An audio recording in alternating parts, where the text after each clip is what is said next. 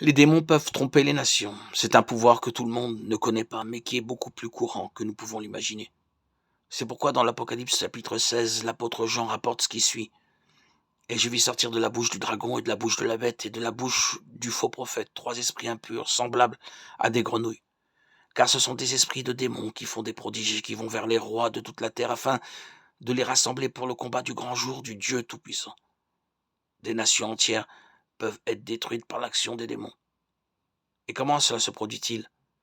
À travers la corruption, les inégalités sociales, la famine, la cupidité et toutes les autres choses néfastes que l'ennemi sème dans le cœur des dirigeants de ces pays.